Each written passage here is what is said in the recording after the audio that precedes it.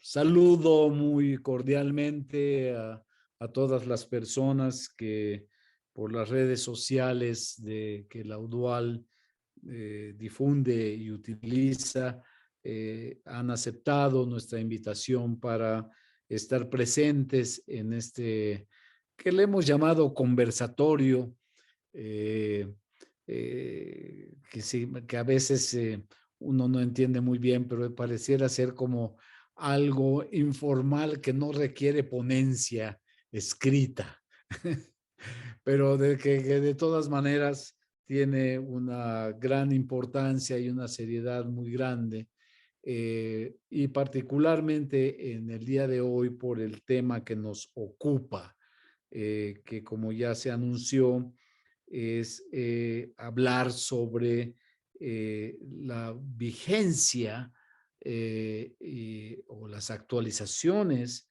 que el gran pedagogo eh, brasileño de Recife, del nordeste brasileño, Paulo Freire, inaugurara desde hace ya casi por lo menos 50, 60 años. Él nació a inicios del siglo pasado, en 1921, si mal no recuerdo, y desarrolló toda una pedagogía heterodoxa, alternativa a los modelos predominantes en su época y que hasta la fecha tienen expresiones todavía muy presentes.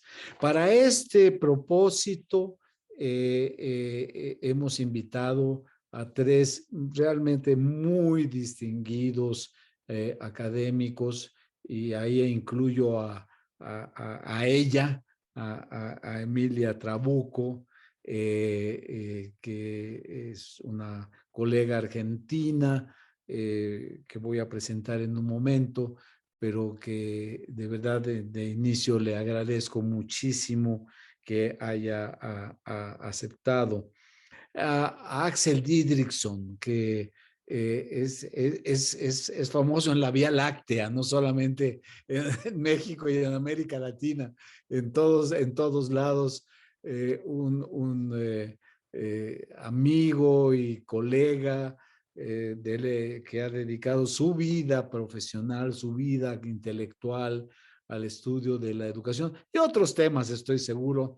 Él se hizo un doctorado en economía también, pero seguramente tiene otras pasiones por la música, la poesía, la literatura, pero la educación ha sido y sigue siendo una preocupación fundamental de su trabajo de investigación y de difusión. Y de Esteban Crotz, un antropólogo adoptado en México, proveniente de Europa, que también es un hombre muy, muy productivo, intelectualmente inquieto todo el tiempo, y con inquietudes realmente muy provocativas, muy provocadoras en el sentido de enriquecimiento de nuestra visión del mundo. Entonces, es una terna extraordinaria, realmente no podíamos estar más contentos que como lo estamos de tenerlos a ellos y de agradecerles esta presencia.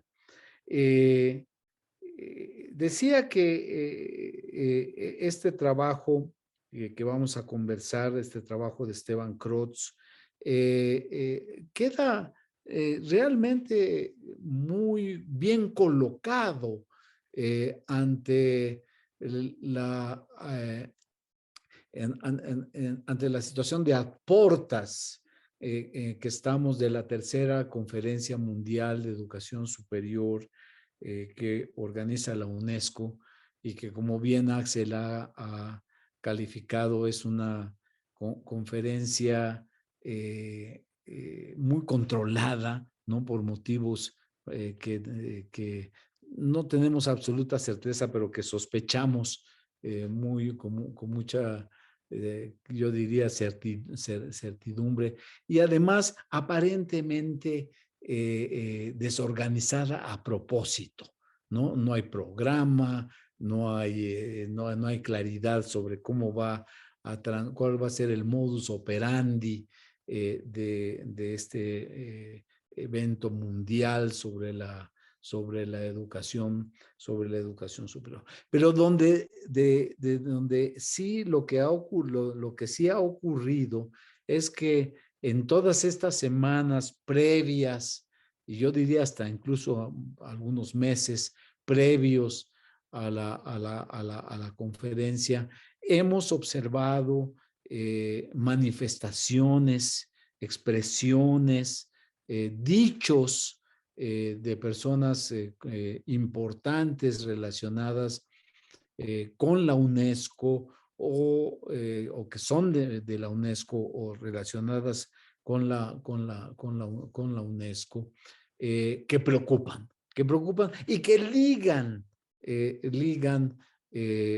me parece, inevitablemente su pensamiento de manera antípoda a lo que Paulo Freire en sus épocas, en sus décadas más productivas en Brasil produjo, en el sentido de tener una visión en donde la educación es social, no es para la sociedad, no es para el mercado.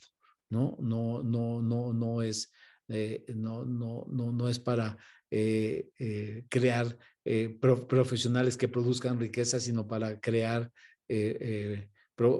profesionales profundamente involucrados en las problemáticas sociales. Y en el caso de Freire, como todos sabemos, desde una visión de los que generalmente la educación superior en particular, pero en general tal vez en muchos países, en otros ámbitos también de la educación han excluido, ¿no? Y le da esta visión política, ¿no? Le da esta interpretación política de lo que esto significa y de lo que debe de cambiar para que si la educación sirve para algo, tiene que ser para liberar a aquellos que han sido excluidos y que merecen un espacio más digno dentro de la sociedad. La tercera conferencia, UNESCO Barcelona, no parece estar preocupada, es mi impresión, y ya escucharemos a nuestros ponentes de estas cuestiones, y por lo tanto recurrir a Freire, ¿no? Para no olvidar sus propuestas, sus planteamientos. Es un buen recordatorio, me parece. Es traer nuevamente la frescura de sus ideas, de la frescura de sus, como decía algún también connotado antropólogo mexicano, sus atrevidas acciones de venimos a contradecir. Paulo Freire siempre contradijo, ¿no? Cosas que el status quo quería imponer e impuso en una gran medida, infelizmente.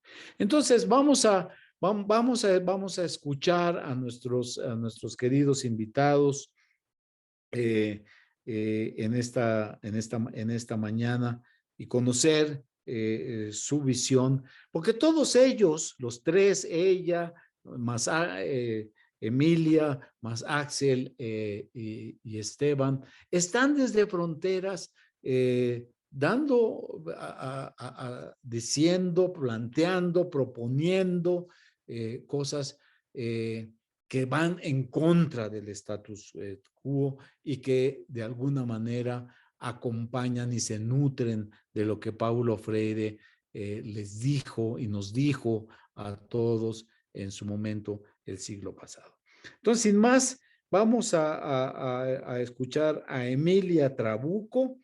Ella es licenciada y profesora en psicología, tiene una maestría en seguridad de la nación y actualmente es coordinadora del programa especial del Instituto de Estudios y Capacitación IEC de la CONADU-IAL.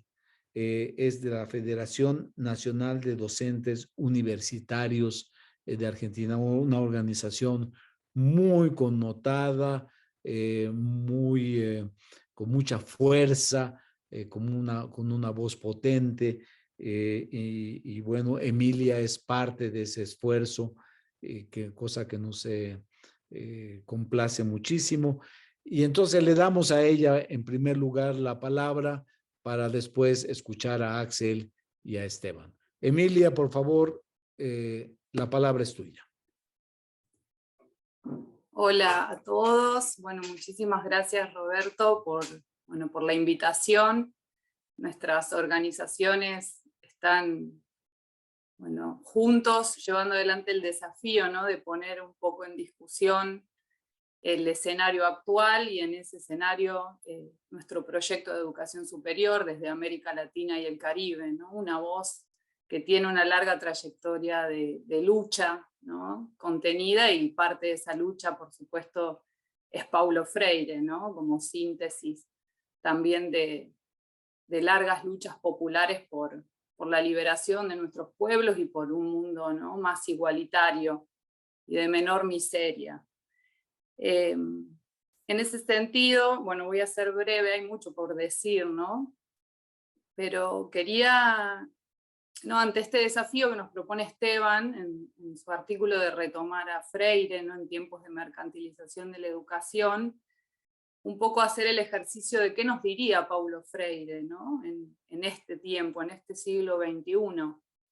En esto que decía Roberto, que siempre fue un educador que vino a poner en cuestión, que vino a hacer preguntas incómodas, y puntualmente incómodas para los opresores, ¿no?, para quienes llevan adelante un proyecto de desigualdad, ¿no?, desde su pedagogía del oprimido y desde su concepto también de educación bancaria. Entonces, en este tiempo de profunda crisis, ¿sí?, hay una necesidad de ir al fondo de nuestras problemáticas para buscar las respuestas, y en ese sentido, lamentablemente, esta tendencia a la mercantilización de la educación no es nueva, ¿no?, como ya sabemos, pero toma otras formas. Lamentablemente vemos que en nuestro siglo esta tendencia se profundiza, ¿no?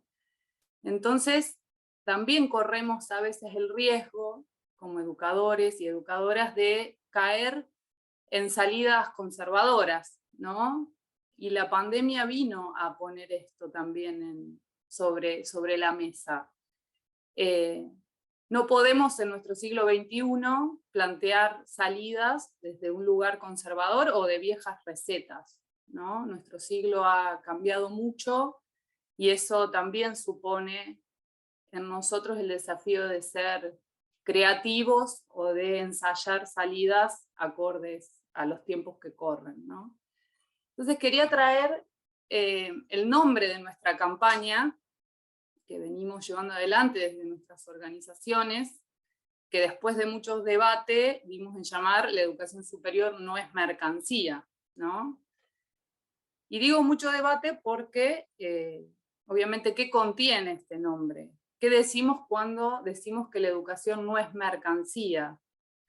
¿Contra qué estamos nosotros discutiendo y desde dónde, ¿no? Entonces, un poco ir al fondo de qué es una mercancía, ¿no? Es ese objeto que tiene principalmente la función de ser intercambiable, ¿no?, por otra cosa. Principalmente está definida por su valor de cambio en nuestro sistema, y es algo que media las relaciones sociales, ¿no? Donde las personas aparecen y aparecemos mediadas por las cosas, ¿no? Ahí hay un proceso hasta de despersonalización, ¿no? Donde la mercancía por excelencia obviamente es el dinero, ¿no? Que puede ser intercambiado por todo. Y también lo que está de fondo es que las mercancías, vamos a un mercado donde circulan estas mercancías en una apariencia de iguales, ¿no? De iguales donde intercambiamos nuestras mercancías por otras. Y esta apariencia de que vamos como iguales a intercambiar oculta realmente la estructura de desigualdad que encierra nuestro sistema económico capitalista, que hoy además está atravesando una profunda crisis, o una crisis orgánica también, como algunos pensadores lo llaman. Esta crisis trae igualmente una oportunidad de poner en cuestión las bases mismas del sistema, ¿no? Y esta crisis desnuda esta apariencia que se ha normalizado, ¿no? Se normaliza en muchos ámbitos de la vida. Y desnuda el hecho de que hasta nuestra propia vida, ¿no? La vida humana es una mercancía. Entonces, creo que partir de ahí es importante porque la educación, sabemos, la educación en general y la educación superior en particular, es parte, ¿no? del entramado de relaciones económicas, sociales y políticas que nos definen, ¿no? Y principalmente en este siglo XXI. Y digo, la vida humana es una mercancía, lo hace particularmente visible en nuestro tiempo de pandemia, en nuestro tiempo de guerra, ¿no? Donde las patentes que se generan desde nuestras propias universidades o desde el conocimiento social que los propios seres humanos desarrollamos, después son apropiadas, transformadas en vacunas, ¿no?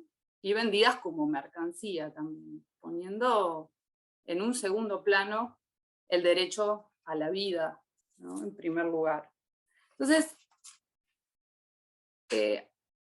también saliendo de una visión fatalista, porque creo que también nuestra responsabilidad es poder superar la visión fatalista de que la desigualdad se profundiza y ya no hay más nada que hacer, y las relaciones históricas parecen ser hasta un proceso natural de desarrollo donde los seres humanos no tenemos nada que hacer. Creo que es poner en primer plano la oportunidad de debatir, es lo que es el punto de partida, ¿no? Desde nuestras organizaciones y nuestras instituciones. Entonces, en este tiempo, además, que está marcado por una profunda incertidumbre, ¿no? La pandemia trajo incertidumbre, que además trajo mucha angustia a la humanidad, angustia a la que no le encontramos respuestas o salidas.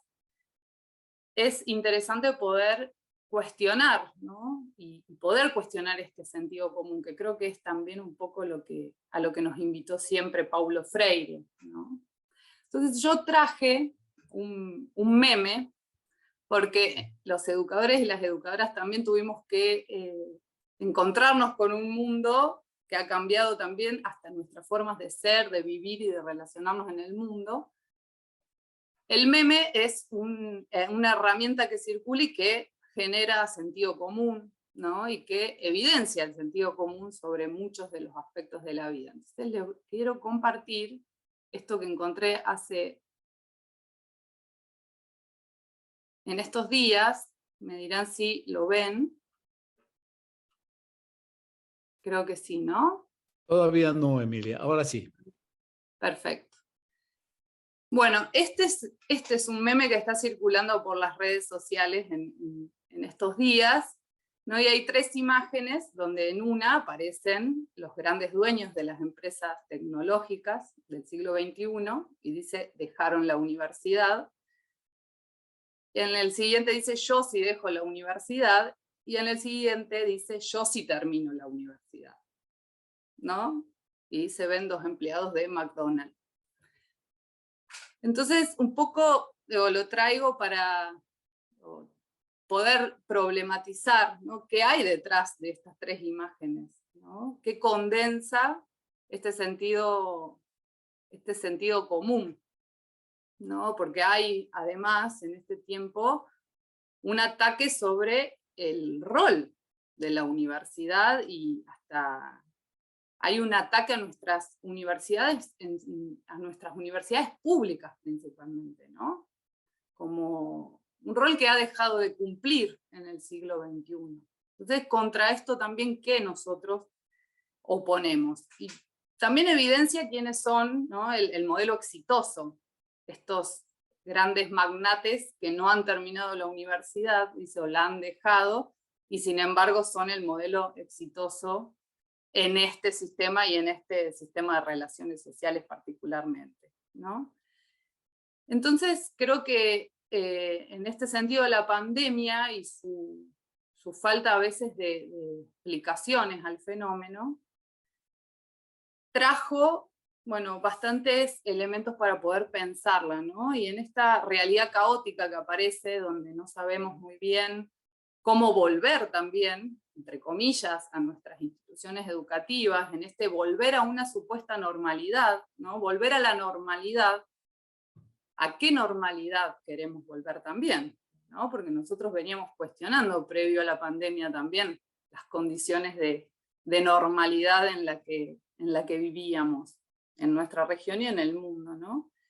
Entonces, me gusta el concepto de la pandemia como catalizador de cambios estructurales, ¿no? Una crisis que, bueno, tiene sus hitos, principalmente en 2008, con la crisis de las hipotecas subprime, pero que durante la pandemia y este confinamiento social global que produjo, estas condiciones se profundizaron a un tiempo realmente que no imaginábamos, ¿no?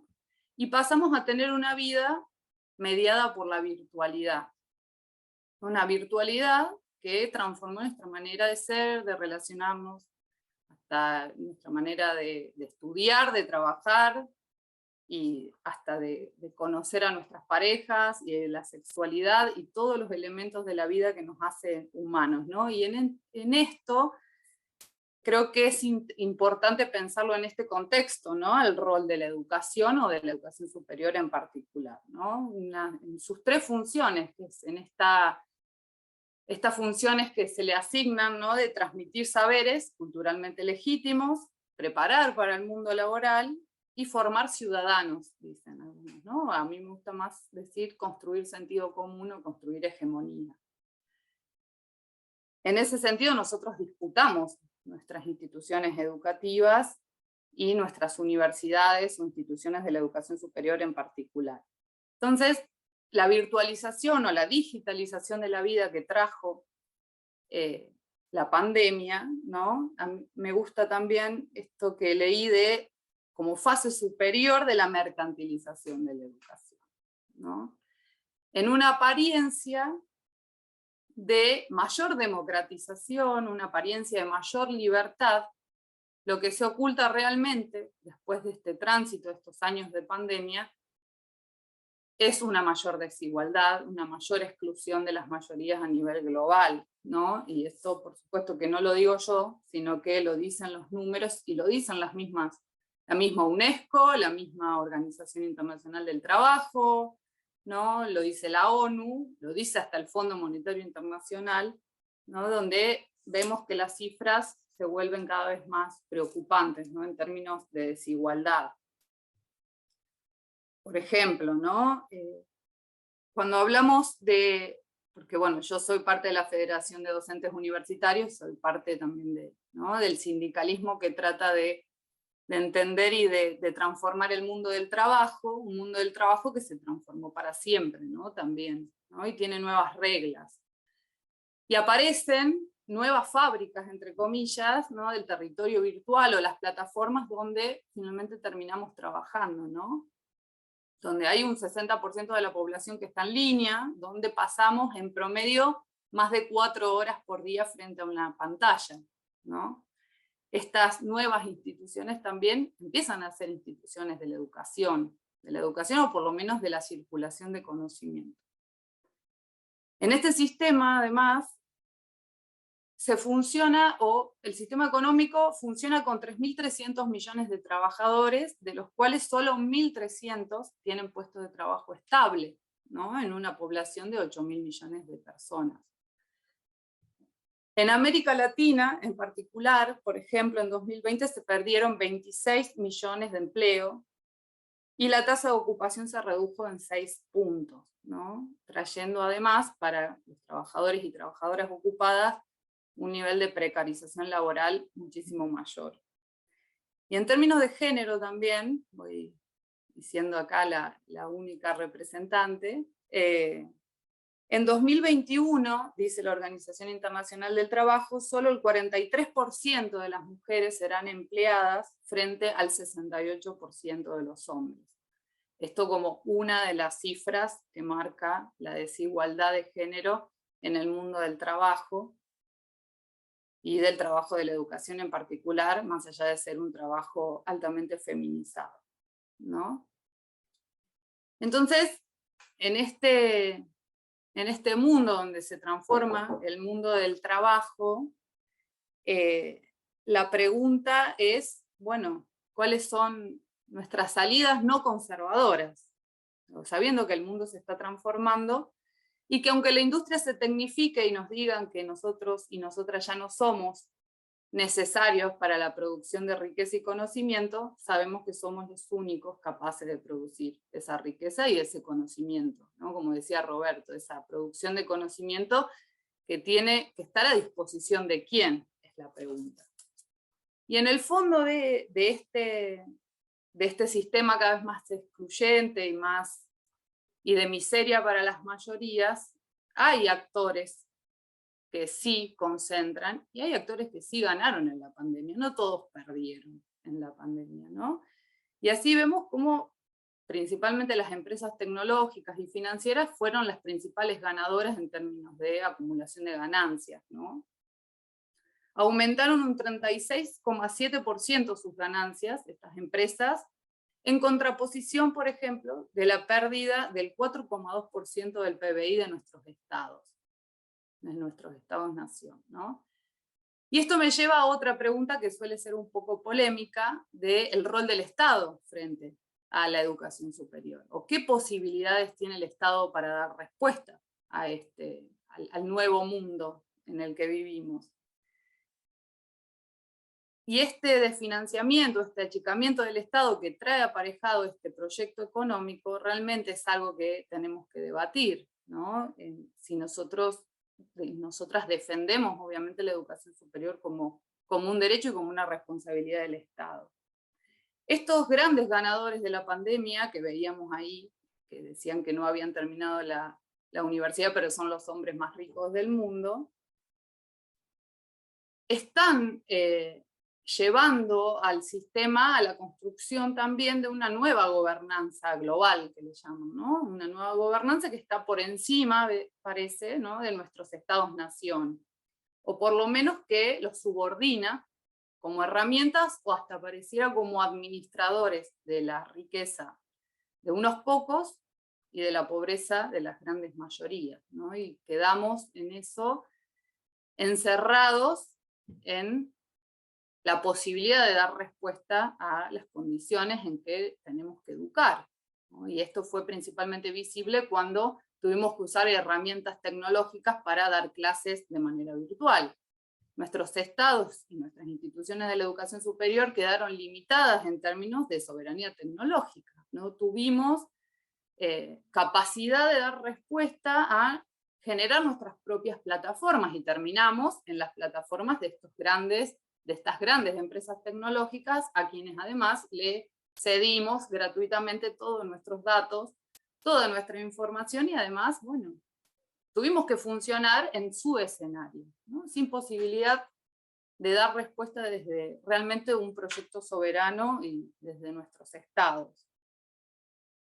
Este sistema o este estado global, que pareciera ser la panacea de la humanidad, y sin embargo sabemos que nos demuestran que es para unos pocos. Esto que plantean estas universidades de clase global, ¿no? Que acá que para mí es un honor compartir, los compañeros, colegas de la educación como Axel, Esteban, han planteado en sus escritos y como una problemática, ¿no? Porque estas universidades de clase global son para quién, ¿no? Para quienes van a acceder a estas nuevas instituciones que parecen de vanguardia, que parecen, ¿no?, que están a la altura de los tiempos, pero bueno, también sabemos que siguen reproduciendo las lógicas de exclusión y desigualdad, ¿no? Entonces, bueno, en este sentido hay muchas preguntas a las cuales dar respuesta, y como decía al principio, no podemos darlas desde una visión conservadora o con recetas de, por lo menos, el siglo pasado, ¿no? Nuestras organizaciones también tenemos que poder, en este contexto, primero entenderlo, porque el primer paso es reflexionar. El sistema no invita a reflexionar, por supuesto, sino invita a un sistema que está explicado por los grandes poderes que intentan reproducir estas lógicas que obviamente benefician a unos pocos. Entonces,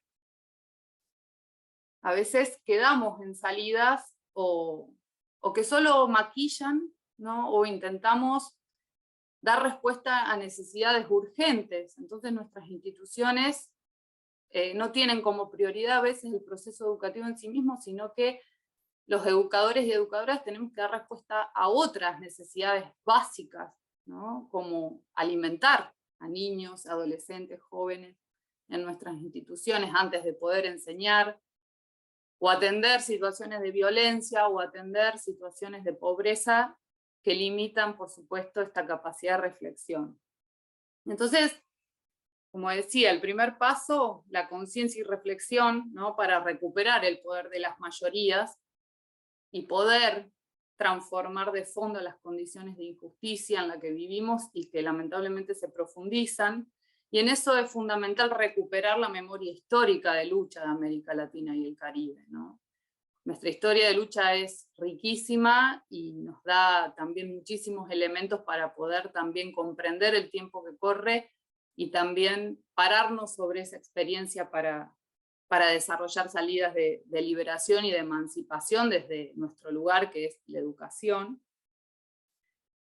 Y una educación constructora de comunidad también, ¿no? En estas relaciones mercantilizadas, que no solo son las relaciones o el vínculo pedagógico mercantilizado, sino que son todas nuestras relaciones humanas, la necesidad de romper esas relaciones sociales mercantilizadas y poner en el centro a la humanidad misma, ¿no? En un mundo donde el sistema pone a nuestra vida como mercancía y hasta nuestro medio ambiente, nuestra casa común, ¿no?, como una mercancía y al servicio del lucro. Y por el otro lado, este gran debate del desarrollo de la tecnología y el conocimiento a disposición también de la humanidad, ¿no? A disposición de ese desarrollo pleno, ¿no? Ese desarrollo pleno en términos materiales y espirituales de las mayorías del mundo, del hombre y la mujer, también en términos de igualdad, ¿no? De que el trabajo vuelva a ser una actividad creadora, una actividad que traiga placer y que traiga también socialización de los placeres de la vida y del desarrollo de la ciencia en términos de un mundo que pueda ser habitable para todos y para todas. Parece bastante complejo y parece un desafío a veces inabordable frente a una visión de fatalismo que también quieren imponer, pero bueno, creo profundamente que es un momento de oportunidad, de que estos espacios son parte de las iniciativas necesarias para reflexionar colectivamente y que nosotras tenemos la profunda responsabilidad de poner nuestra experiencia y poner nuestras instituciones al servicio de un mundo que pueda ser habitable, como dije, para todos y para todas. Así que en ese camino estamos, hay que ser creativos, y bueno, queda mucho por hacer seguramente, pero creo que América Latina y el Caribe es un territorio cuya voz es fundamental en el mundo porque estamos discutiendo cosas que en otros lugares por ahí no es tan fácil de discutir, y eso es parte de nuestra experiencia histórica de lucha. Así que yo agradezco muchísimo la invitación y por supuesto escucho con muchísima atención a mis colegas. Gracias. Emilia, muchísimas gracias por este excelente repaso de lo que nos ocurre hoy y de las contemporaneidades tan desafortunadas que creo que estamos enfrentando como resultado de cuando hablabas de este paralelismo con el leninista de esta fase superior de la mercantilización no del capitalismo, cuando Lenin hablaba del imperialismo, sino de la educación superior. Cuando Freire vivió, no existía Internet, no existía todas estas herramientas digitales, ¿no? Estas capacidades pero persistía un mundo desigual, ¿no? Un mundo ya desigual, en donde su país de origen, aunque no era el único, era y sigue infelizmente, sigue siendo un ejemplo triste, ¿no? De lo que la desigualdad significa y de las consecuencias tan bárbaras, tan desafortunadas tenemos. Pero al mismo tiempo visualizaba no solo la necesidad ética y el compromiso político de denunciar eso y de ofrecer alternativas. Hoy, lo digo porque hoy, ante la agudización de esas desigualdades generadas por aquellas cosas que no existían cuando Freire reflexionaba, nos compromete, me parece, de manera todavía más intensa a muchas cosas, a afinar nuestras ideas, ¿no? Si pudiera yo decirlo así, a afilar nuestro pensamiento, ¿no? Y nuestra diletancia y nuestra actuación de cómo salir adelante ante hechos que son irreversibles. La penetración que tiene la tecnología dentro de la vida económica y en la educación en general y en particular en la educación superior, es un hecho que no vamos a poder revertir. Y peor, con peores noticias cuando nos enteramos que Elon Musk ahora es dueño de Twitter, ¿no? Imagínense, ¿no? Pero al mismo tiempo siento que tenemos la obligación de cómo usar esas herramientas en favor de otras causas, en favor de otras ideas, en favor de otra epistemología que de alguna manera rescata o mantiene viva los ideales y las visiones que Freire tenía en los años 50 y en los años 60 en Brasil y para el mundo. Entonces, es un momento realmente de gran compromiso, yo siento, ¿no? Y organizaciones como la tuya están dando la lucha y bueno, tenemos que estar ahí todos los días y en todos los lugares en donde creo que haya esa posibilidad de decir. Axel, estoy seguro que como va a estar en Barcelona, no va a poder quedarse callado, no va a poder quedarse callado y lo va a tener que decir, ¿no? Aunque sea incómodo, aunque sea incómodo, pero eso eso es inevitable.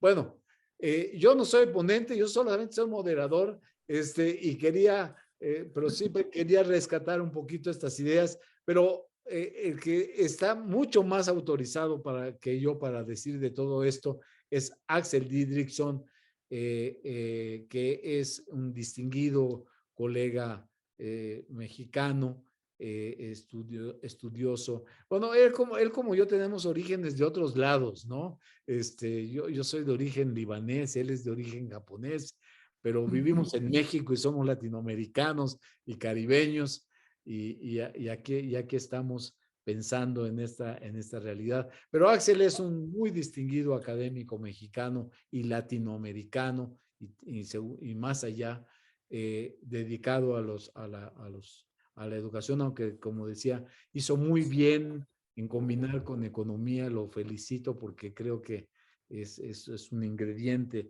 muy importante y ha tenido responsabilidades muy fundamentales en la UNAM.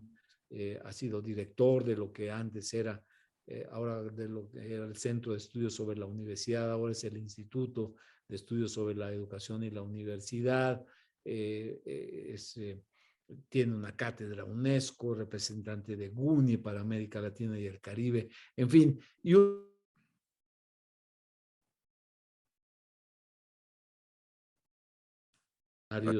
en donde se discuten estas cosas. Axel, por favor, te escuchamos con gran placer e interés. Muchas gracias y agradezco, por supuesto, la atenta invitación. Es un honor estar con Emilia y Esteban, por supuesto contigo, Roberto, en este conversatorio que nos lleva a reflexionar desde la perspectiva de un gran pensador, un extraordinario representante del pensamiento crítico, liberador, concientizador, como él usaba tanto este concepto latinoamericano, frente a las tendencias que muy bien ha presentado de forma muy sistemática y organizada y profunda Emilia, que nos apabullan, que cuando hace referencia a esta nueva fase en la que nosotros pensábamos que más bien iba a encontrar una condición de crisis que sin duda ocurre, pero que se enfrenta a los intentos también de ir superando desde una nueva oleada, como algunos autores latinoamericanos hablamos de democratización en nuestros países, pero que enfrenta estas condiciones de la nueva fase de desarrollo de la mercantilización y de la concentración del capital en grados extremos que implican, precisamente como dice Emilia, una profundización de la desigualdad. Tú también lo mencionaste, Roberto, de forma exasperante, verdaderamente brutal, que se muestra en los millones de migrantes, en la concentración de patentes y todo esto que ya se mencionó, de que nos han metido en un mundo en el que estamos sumergidos en burbujas que son difíciles de romper. Mi idea es traer a Freire cuando fue. Creo que este es el contexto que debemos de reflexionar dentro de lo que dice el doctor Roberto Escalante, de lo que nos vamos a enfrentar dentro de unas cuantas semanas, en mayo, en la conferencia mundial, que es la cumbre de educación superior más importante que se realiza, en este caso organizado por la UNESCO. El Freire que asume la responsabilidad de transformar una municipalidad cuando fue secretario de Educación de la Municipalidad de Sao Paulo. Ustedes recordarán, y me sumergí en mi literatura freiriana para ver dónde estaba, dónde podía articular esta reflexión de Freire, y en este caso su práctica como ministro de Educación, frente a una coyuntura, a un país que él vivió, que es profundamente desigual y que es el más mercantilizado de la educación superior. Ustedes recordarán que él asume, siendo miembro del Partido de los Trabajadores, del PT, con la administración de Luiza Erundina, la Secretaría Municipal de Educación de Sao Paulo, cuando en noviembre de 1988 el Partido de los Trabajadores gana, que ya fue el gran acontecimiento, el gran salto de calidad del PT, gana la municipalidad de Sao Paulo, la ciudad más importante quizá de Brasil, la más poblada, la más urbanizada, etcétera, etcétera. Entonces, Diego, es un salto de calidad porque presenta al Freire que dice, a ver, vamos no solamente a desarrollar ideas, vamos a construir no solamente experiencias de lucha con campesinos, obreros, trabajadores, a través de un método de educación popular, etcétera, etcétera, sino ahora nos dicen, usted tiene que tomar decisiones. Y estamos en el momento de tomar decisiones. Y entonces, ¿cómo ser freires en la práctica? Esto es lo que nos convoca Udual, por lo menos así sentí esta invitación, como Freire, digamos hipotéticamente, estaría posicionando sus ideas de pensamiento crítico y liberador frente a lo que vamos a tener que enfrentar tanto a nivel de la Conferencia Mundial como después también, como ya lo sabe Roberto, los distintos eventos después latinoamericanos que vamos a tener, donde vamos a tratar de construir de manera mucho más práctica este pensamiento liberador, esta concientización hacia la educación superior, en conjunto de la educación en América Latina y el Caribe. ¿Qué nos vamos a encontrar en la Conferencia Mundial del mes de mayo en Barcelona? Primero, 4 grandes modelos mundiales que van a llegar debidamente representados, quizá porque se bajó la conferencia de nivel 1 a nivel 4 dentro de la nomenclatura de UNESCO, va a ser muy pobre o va a ser muy restringida, o van a llegar muchos burócratas de estos países o de estos modelos, representantes de estos modelos, pero que van a llegar a defenderla y por supuesto van a enfrentarse con nosotros. Es decir, esta tendencia hegemónica en Asia-Pacífica, que ha adoptado en Asia-Pacífico, que ha adoptado el modelo de convertirse en universidades de clase mundial.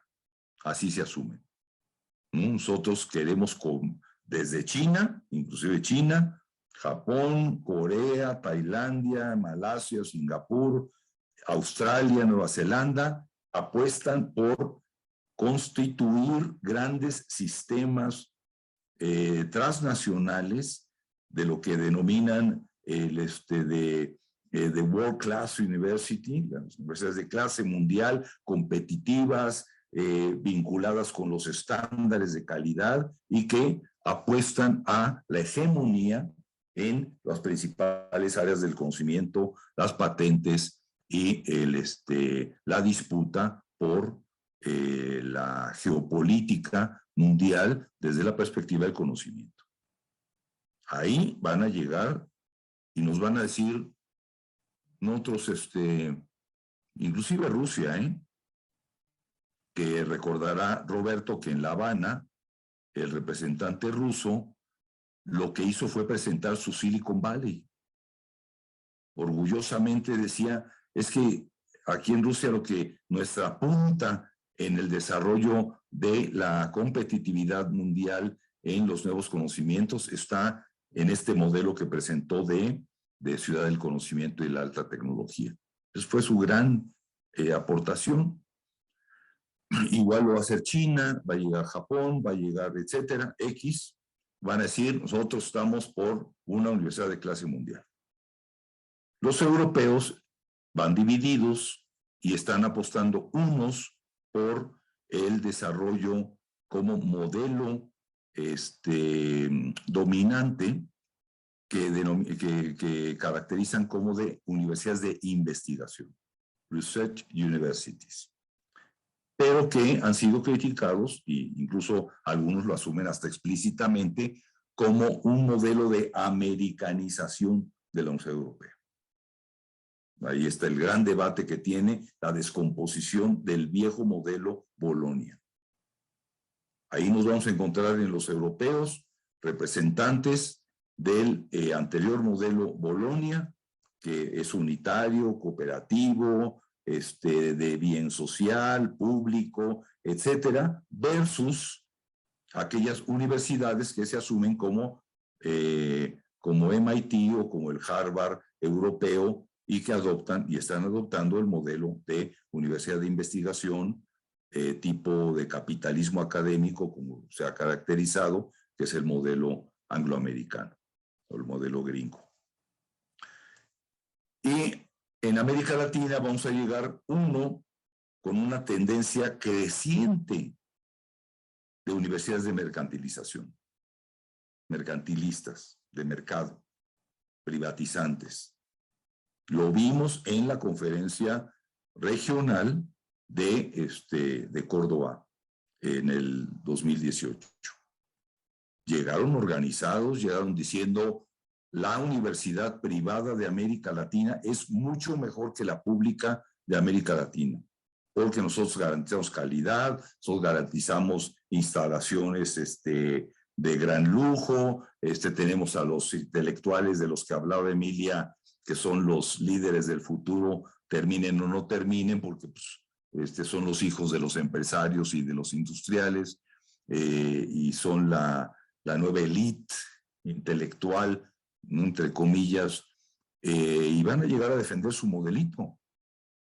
Y nosotros vamos a llegar a decir, no, la educación superior no es una mercancía, es un derecho humano, es una palanca de democratización para el desarrollo y debe influir las universidades en la perspectiva de la liberación, de la injusticia y de una lucha contra la desigualdad.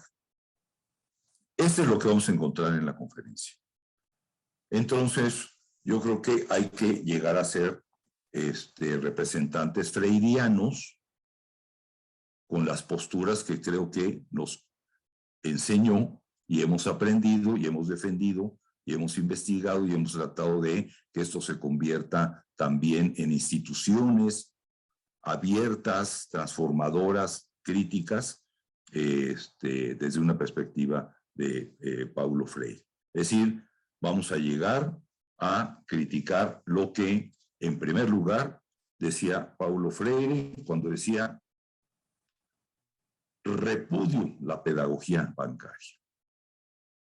Y nosotros les vamos a decir, ustedes lo que están haciendo es un modelito que a nosotros no conviene, ni tampoco al mundo le conviene, de hacer universidades en la lógica de desarrollos curriculares, áreas de conocimiento, competitividad, etcétera, desde una lógica bancaria. Y era ultra crítico en esto. Bueno, él nos enseñó a que efectivamente había una tendencia a la bancarización de las universidades y lo estamos viendo de manera muy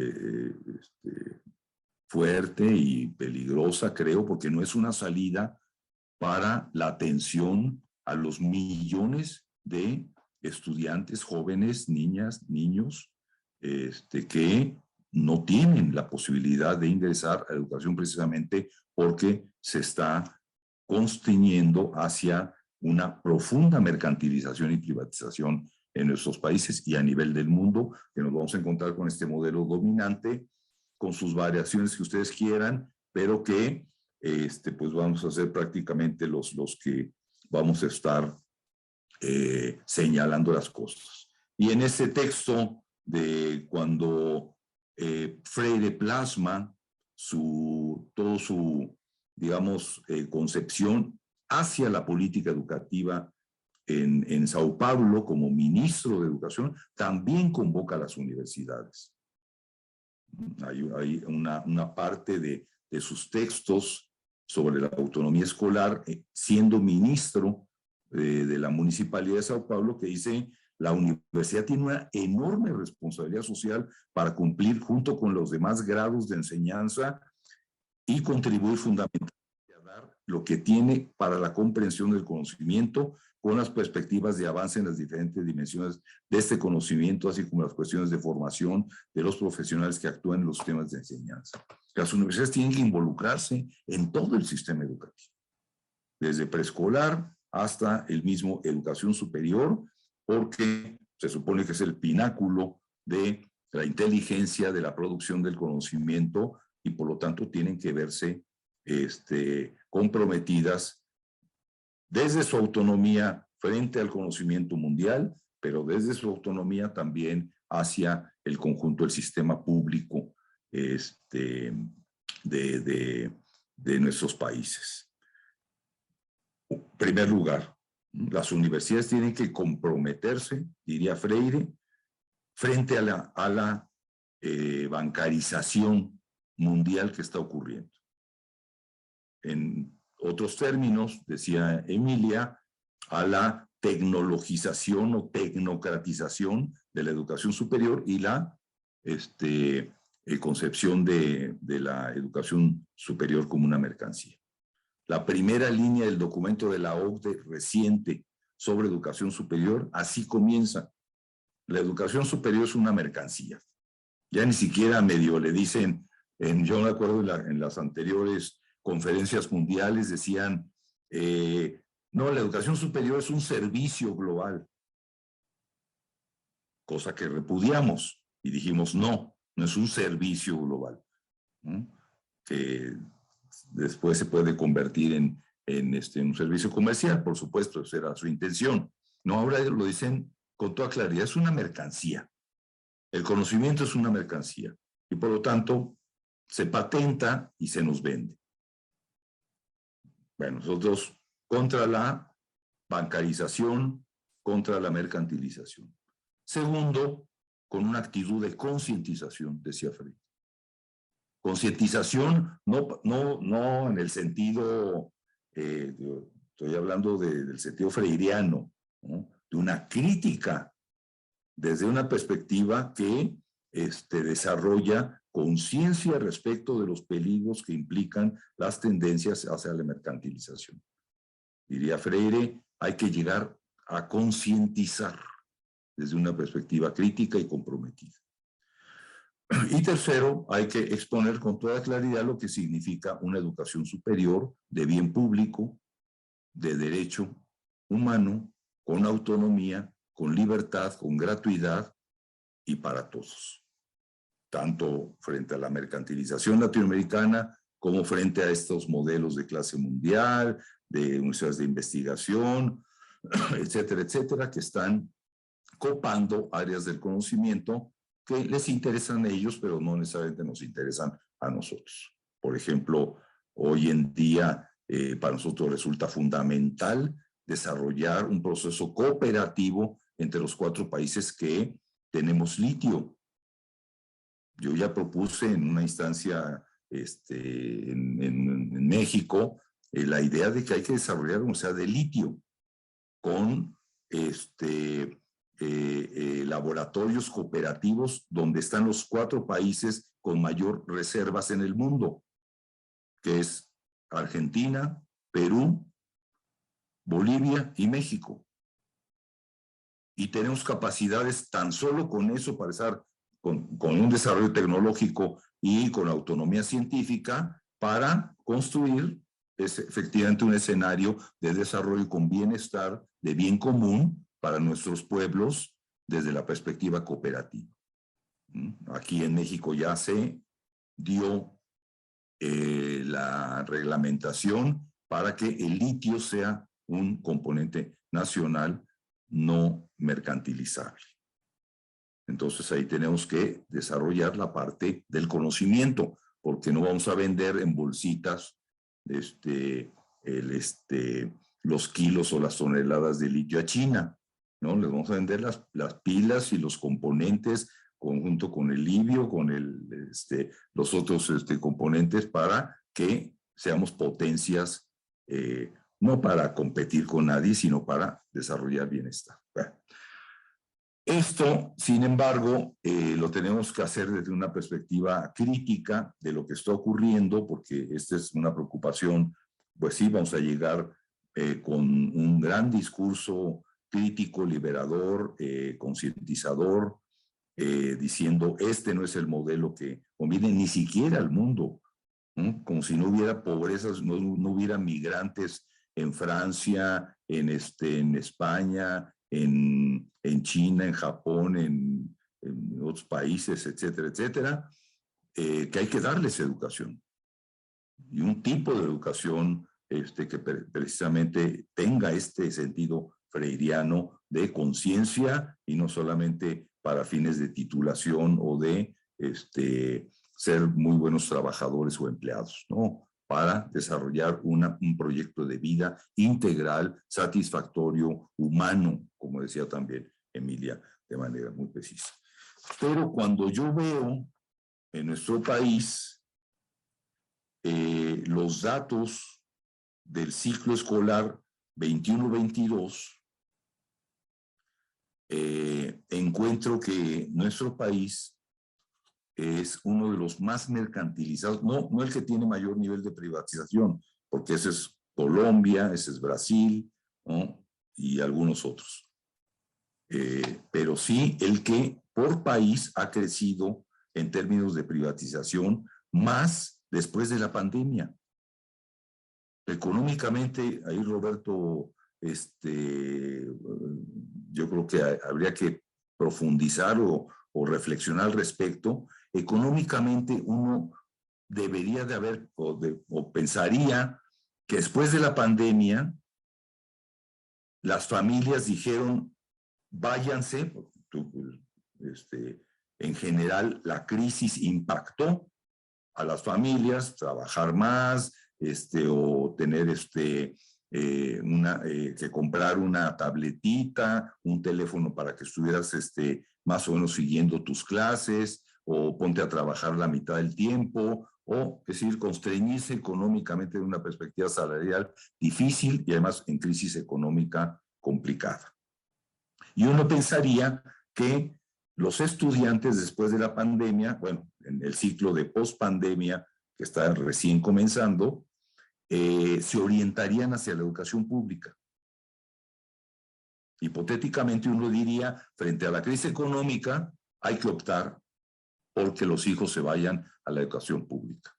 Y fíjense nada más lo que ocurrió, por lo menos en nuestro país, y creo que esto podría ser también replicable, quizá en Argentina no, porque la universidad privada allá no tiene gran importancia en términos de acceso, tampoco en Uruguay, pero sí, por ejemplo, en otros países como Brasil, Colombia, Perú, Ecuador, propio Perú, Bolivia, o en Centroamérica, por supuesto, pero en México, que es uno de los países más grandes y con mayor matrícula en educación superior, entre 21, 22 y 20, 21 y 21, 22, en el total de acceso de la educación superior pública, hubo un incremento de 2.960.000 estudiantes. 2.960.000. Y en las instituciones particulares de 1.725.000.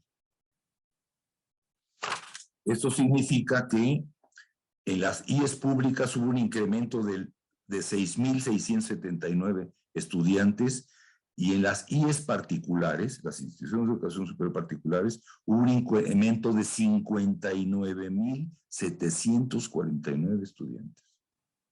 Casi 60.000, frente a 6.600 en las públicas. Es increíble. Es, digamos, hasta desastroso.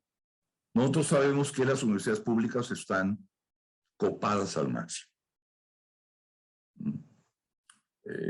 Doctor Roberto Escalante y un servidor estamos en la UNAM, y sabemos que tenemos 350,000 estudiantes y caben cada vez, digo, ya no se puede incrementar de forma como quisiéramos. Igual la UBA, mira, lo sabe perfectamente, 300,000 estudiantes y tienen acceso gratuito, tienen acceso abierto, no hay restricción ni examen. Y otras universidades públicas nacionales también tienen 60,000, 100,000, 200,000 y tantos estudiantes en toda América Latina. Pero el crecimiento del incremento, perdón, de las particulares es verdaderamente fuerte. Y la disminución, que también es un dato que vale la pena constatar, ocurrió en este periodo de 20 a 21, es decir, la parte pandemia y año pospandémico, primer año pospandémico. La mayor disminución ocurrió en el sistema tecnológico, donde ha crecido, por lo menos en el país, de forma muy, muy importante desde los años 80, 90, sobre todo, los institutos tecnológicos o las universidades tecnológicas y politécnicas. Así que, por ejemplo, en el ciclo 21-22, el más reciente, tuvimos un aumento de 54,000 estudiantes en tanto licenciatura como técnico superior universitario, mientras tan solo en las particulares hubo 52,000 estudiantes más. Es decir, 2,000 entre IES públicas frente a 52,000. Estos datos me parecen verdaderamente escandalosos, porque uno pensaría que la mercantilización frente a la crisis económica y la pandemia, por sectores de población, porque todas cobran, aquí la hipótesis es que se fueron básicamente a las patito, que cobran un poquito menos y pues son receptivas y pueden crecer un poquito más, etcétera, y no las grandes privadas que cobran muchísimo y que solamente son orientadas a sectores de élite. Es decir, estamos haciendo crecer el sistema de educación superior en nuestro país en la perspectiva de la más baja calidad, del fracaso de las trayectorias escolares, y que además está impregnado de esta pedagogía bancaria, como decía Freire, que está, digamos, no tiene ningún sentido de aprendizaje y de creación de conocimiento, ni de conciencia y de responsabilidad social, frente a una segmentación de la universidad pública que está en reducción, sino en reducción con un crecimiento muy, muy, muy bajo. No se han creado nuevas universidades públicas, como sí ocurrió, por ejemplo, en Brasil, donde hubo 20 durante el periodo de Lula y de Dilma. En Argentina hubo más de 10, 12 universidades públicas nuevas. En Ecuador, durante el periodo de Correa, hubo 4 universidades emblemáticas nacionales nuevas. En Bolivia se hicieron 3 universidades interculturales de los 3 grandes grupos étnicos fundacionales de ese país. Aquí crecieron básicamente en los institutos tecnológicos y es en donde la reducción de la matrícula es mayor y la reducción y el ingreso de la matrícula en pública también está, diría yo, estancado, porque es muy poco el crecimiento realmente en este periodo del recién, que se puede agregar una tendencia que viene desde hace ya también algunos años, de falta de crecimiento de la universidad pública nacional, aún con todas las sedes y subsedes que tenemos, etcétera, frente a una mercantilización verdaderamente fuerte, notable, de tendencia que impacta en la perspectiva de los analistas como nosotros, que tenemos que reflexionar por qué está ocurriendo esta condición de orientación en las universidades privadas de baja calidad, patito de baja calidad social me refiero, y de pedagogía bancaria. Es decir, en síntesis, creo que tenemos que ir a la Conferencia Mundial de Educación Superior inspirados en Freire, con un pensamiento crítico y diciendo las cosas como son. Ya llevamos principios y documentos, ya están, empiezan incluso a imprimirse. Yo coordiné el capítulo latinoamericano del documento mundial de la propia GUNI, que viene muy crítico y viene sosteniendo los principios que hemos desarrollado y discutido durante tanto tiempo previo a la conferencia, desde la conferencia regional a la conferencia mundial, en diferentes eventos y seminarios, etcétera. Ahí lo publicamos, ya está en el horno este documento mundial, que se va a presentar, por supuesto, en el marco de esta conferencia, pero en esta lógica, cuando participemos en las mesas de la propia conferencia, en los 10 temas, donde yo espero que estemos muchos, sindicatos, estudiantes, mujeres investigadoras, académicos, rectores y también representantes gubernamentales, porque nuestro representante gubernamental va con esta misma lógica también de defender los principios del bien público y social, por lo menos de nuestro país, y también lo hemos conversado con el ministro de Política Universitaria de Argentina, y estamos conversando también con otros ministros de Educación Superior. Vamos a hacer un bloque ahí importante para defender esta serie de principios y estos lineamientos. Pero nosotros, que ojalá podamos participar ampliamente, muy masivamente en los temas distintos de la conferencia, podamos levantar la mano y decir con toda claridad: esto nos parece una tendencia que no es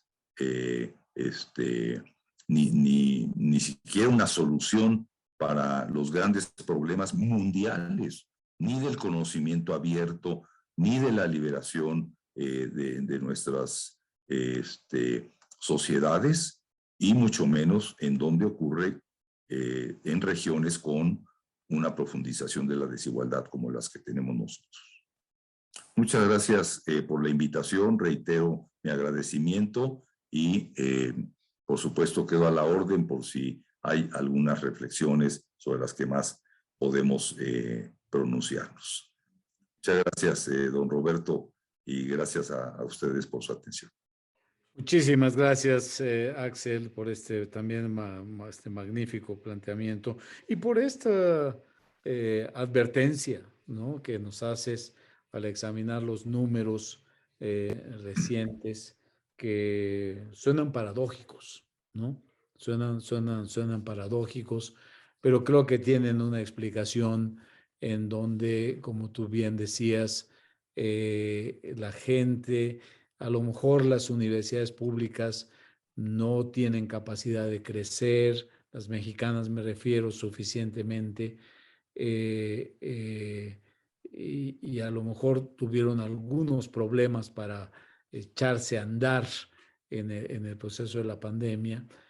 Y las Patito ofrecen aunque sea de manera muy precaria, una credencial, ¿no? Que en un mercado tan lastimado del trabajo como tenemos, pues sirve para poder a lo mejor ganar alguna oportunidad, oportunidad de empleo. En fin, pero hay que profundizar en ese análisis y gracias por advertirnos de estos números. Sin duda, yo siento que el capital internacional más poderoso del mundo va por el conocimiento. No es nuevo, ¿no? Esta es una tendencia, pero ahora están más decididos que nunca, yo diría, ¿no? Porque se han dado cuenta ya desde hace varias décadas que las máquinas son importantes, en fin, hay cosas, pero el conocimiento es lo más valioso y es lo que produce más riqueza, ¿no? Creo que sería interesante un día pensar cuánto vale lo que el conocimiento genera, ¿no? Y efectivamente, cuando nosotros vayamos a la tercera conferencia, no solamente se trata de nuevo o de conceptos antepuestos, se trata de un modelo distinto de vida, ¿no? De un modelo completamente distinto de sociedad, ¿no? No es no es que pretendamos reparaciones, si puedo llamarlas así, cosméticas, ¿no? De lo que está pasando, sino como bien tú decías, y Emilia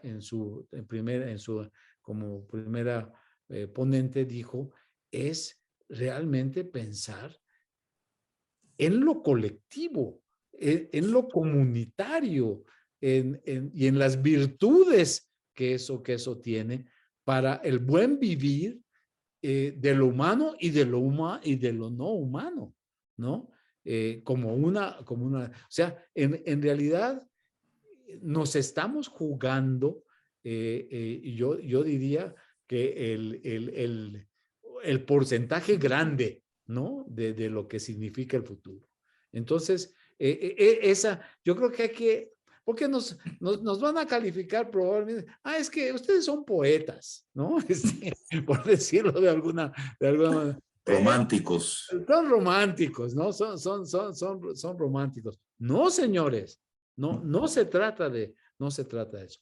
Y no se trata de eso porque tenemos proyectos que sí consideran la cuestión del empleo, que sí consideran el asunto de la calidad, que sí consideran el asunto del desarrollo humano, que sí consideran el desarrollo de la inclusión de muchos excluidos, que también pueden aportar porque conocen muchas cosas, de una relación dialógica distinta entre los que saben y los que aparentemente no saben. En fin, es de verdad una visión completamente diferente. Y eso creo que tendríamos que enfatizarlo. Bueno, vamos a escuchar finalmente a Esteban Crotz, que es catalán de nacimiento y alemán por pasaporte y yucateco por existencia. Entonces es una combinación realmente extraordinaria, pero fundamentalmente, más allá de eso, él es un distinguidísimo antropólogo de la Universidad del Centro de Investigaciones Regionales de la Universidad Autónoma de Yucatán, una muy respetable universidad pública de México, y docente de la Facultad de Ciencias Antropológicas en el Departamento de Antropología también de la Universidad Autónoma Metropolitana en su sede Iztapalapa, aquí en la Ciudad de México. Pero él es un estudioso como Axel y como Emilia, realmente acuciosos y yo diría con bondad tercos, en plantear, en profundizar, en sacar a la luz la esencia más importante de las problemáticas que vivimos. Entonces, es realmente un placer tener a Esteban, que con este documento que nos lanza ha provocado esta magnífica discusión que tenemos el día de hoy. Le vamos a dar la palabra para cerrar el conversatorio y Esteban, muchísimas gracias por tu contribución y por estar hoy día nuevamente aquí en la UDUAL. Adelante, por favor. Pues muchas gracias a ti y a Iris por tomar ese texto, Pasos hacia el Pensar Latinoamericano Propio, Educación Concientizadora y Liberadora, como impulso para este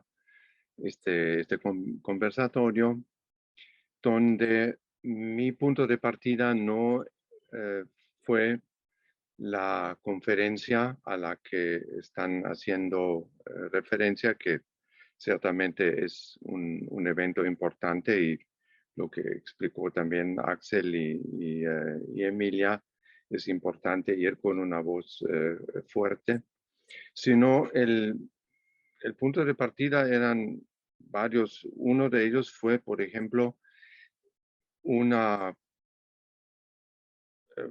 conferencia de un especialista en bibliometría que está desde hace varios años tratando de seguir las publicaciones latinoamericanas en sus traducciones en otros continentes. Y una de las cosas que decía él, que me llamó la atención, era que el autor más traducido y más publicado latinoamericano actualmente era Paulo Freire. Y la situación paradójica de que en varias universidades mexicanas se elaboran constantemente modelos universitarios nuevos, que en la educación también primaria, secundaria y preparatoria aparecen una y otra vez modelos nuevos elaborados por algunos especialistas, por lo general anónimos, y Freire no aparece, ¿no? Entonces uno dice, ¿por qué no aparece? ¿Qué tiene que ver una cosa con la otra? Y esto para una gente limitada como yo a las ciencias sociales y humanas, y digo eso no por falsa modestia, sino para decir que yo no sé cómo lo hacen las ciencias naturales y las ciencias exactas, que tienen otros parámetros y otras maneras de proceder, pero ciertamente en el campo de la filosofía y en el campo de la antropología tenemos algo que llamamos clásicos que en algunos modelos educativos actuales uno casi se tiene que disculpar, ¿no? Porque cuando uno presenta un modelo, digo, un programa para una clase universitaria, para un curso universitario, es posible que venga algún funcionario y le diga, maestro, usted, su bibliografía está un poco retrasada. Usted tiene gente del siglo pasado. Y uno dice, sí, incluso tengo de varios siglos pasados, Aristóteles incluso algunos miles. Sí, pero se ve como que no está usted muy actualizado. Entonces uno tiene que empezar a discutir con un funcionario que defiende el modelo universitario, de que uno use clásicos, ¿no?, que tenemos en ciencias sociales y en ciencias humanas. Clásicos que no dan recetas para resolver los problemas de hoy, pero sí dan muchas ideas para pensar los problemas de hoy, y además en algunos casos muestran cómo no se deben pensar los problemas de hoy. En ese sentido, me llamó la atención de la ausencia de muchos clásicos, y en el número 89, justamente de la revista Universidades de la UDUAL, mencioné allá esos clásicos latinoamericanos, no como recetarios, sino como puntos de partida del pensamiento propio. Por ejemplo, pues otro de los casos donde me fue mal alguna vez cuando mencioné la teoría de la dependencia y enseguida un colega dijo, sí, pero eso ya está superado. Y yo le dije, pues no sé exactamente qué quieres decir, pero la dependencia yo no la veo superada. Así que necesitamos todavía una teoría de la dependencia y una teoría de combatir la dependencia. También creo que lo que acaba de exponer Axel con los diferentes modelos que se nos quieren imponer a través de la Conferencia Mundial de Educación, que antes se nos ha tratado de imponer a través de las propuestas o sugerencias de la OCDE o del Instituto del Banco Mundial o del Fondo Monetario Internacional, pues sigue el llamado de la teoría de la dependencia con su llamado a la creación de una ciencia universal, desde luego, pero enfocada desde las realidades del sur, ¿no? La teología y la filosofía de la liberación con su llamado a una ética de la vida plena en vez de la sobrevivencia precaria que son los resultados de los modelos de desarrollo desde hace mucho tiempo. Y desde luego también la pedagogía popular emancipadora, popular, no patito para los pobres, sino popular en el sentido de un enfoque donde las mayorías y las necesidades de las mayorías están en el centro. En ese sentido, traté de empezar una pequeña secuencia de artículos que se llaman justamente Pasos hacia el Pensar Latinoamericano Propio en esta revista tipo blog que se llama Común, que se edita en la Ciudad de México, y espero poder seguir un poco con esta serie más, que se dirige no a los especialistas, sino a los intelectuales interesados, a los egresados de las universidades, que reflexionan también sobre la universidad y sobre su trayectoria y sobre su papel en la situación actual. En otra ocasión, y se relaciona mucho con esto que se acaba de mencionar y que mencionó también Emilia, hablé del triángulo de las Bermudas, ¿no? En una especie, un triángulo en el cual desaparecen las propuestas latinoamericanas de educación superior, y me refiero solamente a la educación superior y la investigación científica, porque de la secundaria y preparatoria y todo esto no tengo mucha idea.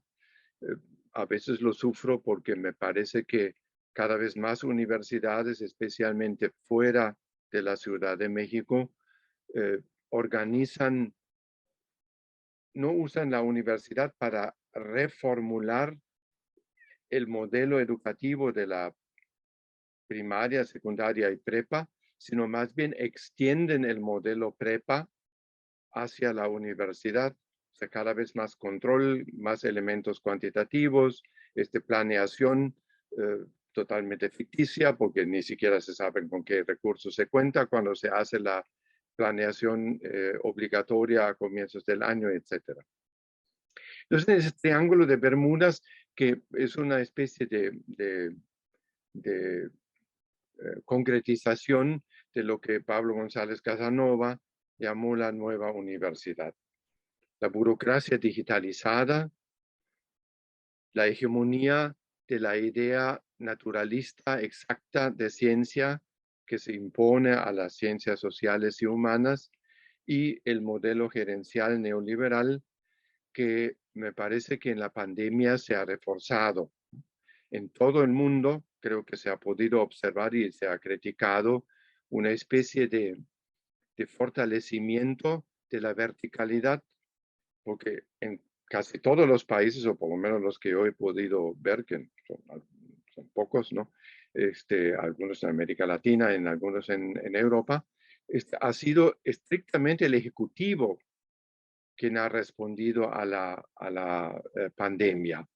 No han sido los parlamentos, No ha habido decisiones a partir de discusiones y debates en los parlamentos, sino es el Ejecutivo y esto se hace y no hay alternativa. Y esto también en las universidades.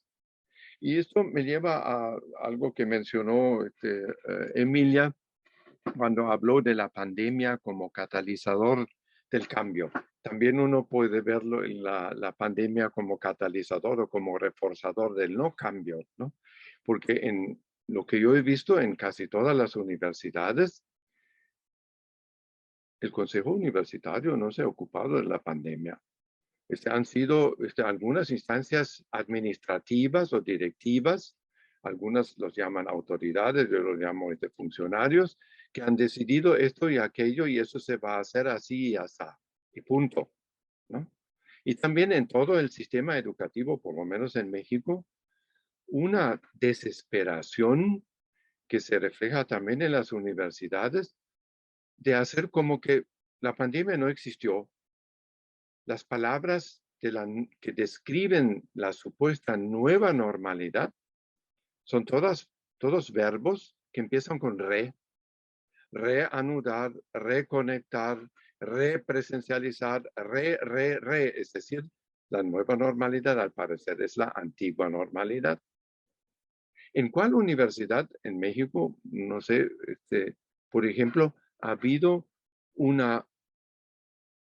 ni siquiera una invitación a una reflexión sobre una ruptura nacional y en toda América Latina de 2 años en el sistema universitario? Ya pasó, ya estamos otra vez en lo presencial, cosa que en muchos casos es solamente formal para que la SEP no se queje, para que el gobernador no diga y el presidente esté menos, pero pues de alguna manera, y cuando hay algo de discusión, es una discusión desde luego de los profesores. La propuesta de decir los estudiantes, millones de estudiantes que han vivido una situación bastante terrible en muchos casos, no solamente por la situación personal de familiares muertos y enfermos y ellos mismos, y para la mayor parte de la gente el vivir en su casita encerrada durante 2 años con una laptop compartida y un internet que a veces funciona y el maestro que dice si no se entrega tal cosa tal día a tal hora, porque antes uno entregaba las cosas más o menos, pero ahora en el mail se ve, tú lo entregaste a la 1:25, no a las 12:50, ¿no? Entonces, no hay ninguna discusión, ninguna convocatoria para, en vez de reanudar el sistema universitario, de resetearlo, de reflexionarlo, de hacer algo. Y eso es exactamente el modelo bancario, o como también Freire decía, el modelo digestivo. Algunos iluminados saben qué es lo que hay que hacer. Los profesores, por favor, lo adopten, porque si no, además está la cuestión laboral. Y los estudiantes no tienen nada que decir. Tampoco los estudiantes de posgrado, que se supone que es gente que tiene lo que muchos profesores no tienen, experiencia del mundo laboral al cual supuestamente se les prepara, ¿no? Y de los cuales los profesores por lo general saben muy poco.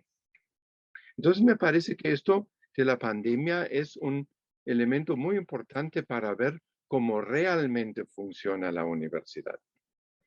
Cuando Freire elabora sus cosas y escribe por ejemplo, sus libros, muchos que están traducidos al castellano, cuando él escribe, como dice Roberto, no existía el Internet, tampoco existían los derechos del niño, ¿no? Es que se aprueban hasta fines de los 80s. Los niños no tenían derechos, los niños tienen obligaciones, la obligación de asistir en dado caso a la escuela para aprender algo. Entonces, obviamente, en ese sentido, la situación ha cambiado, ¿no? La situación de Freire, habría que pensar, como decía Axel y como decía Emilia, ¿qué es lo que haría Freire hoy? Ciertamente no mandaría a los profesores, los administrativos y los estudiantes a cumplir con algunas reglas que alguien que sabe cómo son las cosas y sabe qué es lo que conviene a los demás. Si no tenemos esa discusión en la universidad, ¿dónde la vamos a tener? ¿En qué parte de la sociedad? ¿No? Entonces tenemos modelos educativos donde nuestras tradiciones, nuestras mejores tradiciones pedagógicas no están presentes y tenemos un currículum oculto que se acaba de hacer bastante evidente en la manera de responder a la pandemia, porque no hay nada que opinar, no hay nada que proponer, no hay nada que reflexionar. Hay medidas que se tienen que acatar, ¿no? Entonces, me parece que ahí uno ve muy claramente, Freire buscaba palabras, cómo entender las cosas, cómo decir las cosas, y hay algunos libros que son bastante complicados en ese sentido. Hoy, la palabrería de los modelos es enorme, están bien elaborados, bien presentados, pero el currículum oculto, el currículum real, muestra exactamente lo contrario. ¿En cuál universidad, por ejemplo, si uno revisa las actas de los consejos universitarios de este año, del año pasado, de la década anterior, de 20, 30 años, en cuál consejo universitario o senado o como se llame, alguna vez un estudiante, una estudiante hizo una propuesta de algo? ¿En cuáles consejos universitarios, con excepción de los de la capital, o sea, obviamente la UAM, la UNAM, el PORI son diferentes, pero la mayoría de las universidades, algún profesor hizo alguna propuesta de algo? ¿O solamente estaba para votar lo que el ejecutivo proponía? Es decir, la verticalidad, a pesar de la imagen supuestamente diferente. Entonces me parece que la situación de la pandemia, igual que el momento ahora de la Conferencia Mundial sobre Educación, es un buen momento para pensar y ver que no estamos solos, que tenemos tradiciones de pensamiento decolonial desde hace mucho tiempo, porque estos elementos que mencioné, la teoría de la dependencia, la teología y filosofía de la liberación y la pedagogía de Freire y de otros, como de Falsborda, por ejemplo, o poco después de Ivan Illich, todos esos estaban en contra de un modelo de desarrollo, un modelo impuesto, un modelo supuestamente sin alternativa y un modelo que no solamente se imponía, sino que mucha gente lo aceptaba como algo valioso porque no tenían alternativas a la vista. Entonces estamos, me parece, redescubriendo alternativas, apoyándonos en tradiciones alternativas, no estamos partiendo del cero. Así que muchas gracias por la propuesta, Roberto e Iris, y me parece que hay muchas cosas que comentar y que pensar y luego de hacer en nuestras universidades también. Muchísimas gracias, querido Esteban. Comparto plenamente contigo que los que pensamos, creo, de manera distinta, no sé si llamarla heterodoxa o alternativa, pero que tenemos una visión diferente y propuestas distintas. Tenemos, creo que, acelerar el paso, si pudiera decirlo así, en concretar, en concretar nuestras propuestas, ¿no?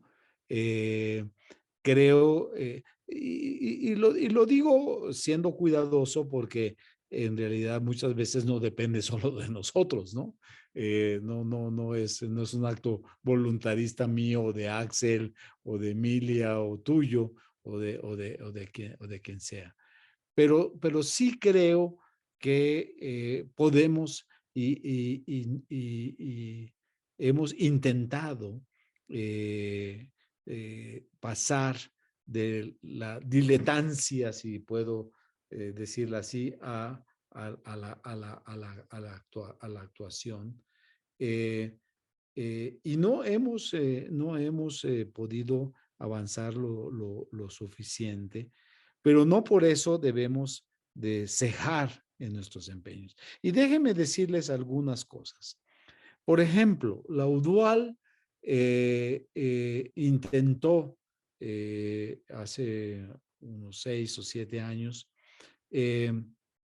lograr la cooperación de 10 grandes universidades en América Latina sobre 7 grandes carreras, para no solamente el muy mencionado e importante, sin duda, reconocimiento automático de títulos, ¿no? Lo cual era un paso importante.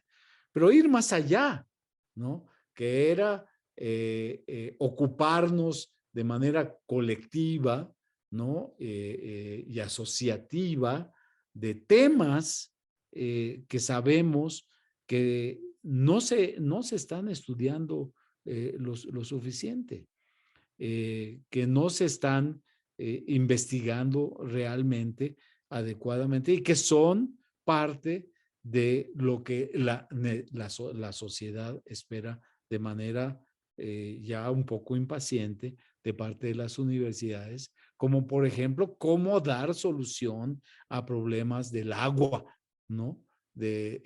A dar solución a los problemas de la alimentación, a los problemas cada vez más ingentes de sequías que ocurren de manera intensa en áreas, en fin, de una variedad, de un portafolio de dificultades que bien pueden ser utilizados, pueden ser resueltos o pueden ser abordados por las universidades.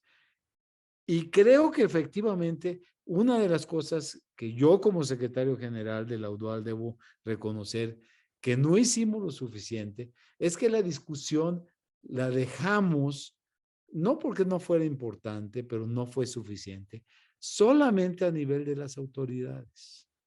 Debimos de haber involucrado a los profesores y a los estudiantes, ¿no? Para que realmente las posibilidades de éxito hubieran sido mayores que las que no pudimos lograr. Pero eso es inaplazable. Y ya bien Axel nos advertía de lo que sigue después de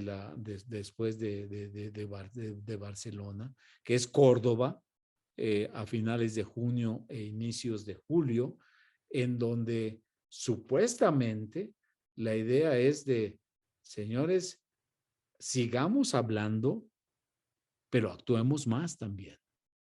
Actuemos más. Y con cosas concretas, ¿no? Con cosas concretas que pongan en contacto lo que Esteban Crotz, Axel Didrikson, Emilia Trabuco y otros más hacen sobre distintos temas o sobre distintos asuntos de la problemática social, ambiental, antropológica, económica, etcétera, que existe. Yo creo que eso es algo fundamental. Porque efectivamente, tienes toda la razón. Hasta donde yo recuerdo, en la mayoría de las universidades mexicanas, la discusión de qué hacer con la pandemia no estuvo en los órganos colegiados, estuvo fundamentalmente en los rectores y en sus equipos de administración, ¿no? No abajo. Creo que no es conveniente generalizar esto, pero en muchos casos así pasó. Y eso creo que no es el camino adecuado. Señores, muchas gracias por advertirnos de todas estas cosas, ¿no? Por señalarlas, por arrojar luz sobre estas problemáticas. Y bueno, aquí permítame rememorar a un personaje muy controvertido, ¿no? Pero de todas maneras que dijo algo que vale la pena. Esto lo debimos de haber hecho hace 25 años, pero qué bueno que empezamos hoy. Lo dijo Winston Churchill, ¿no? Entonces, pues muchas gracias de verdad por este magnífico conversatorio, a Emilia Trabuco, a nuestro querido Axel Didrikson y también a Esteban Krotz, aliado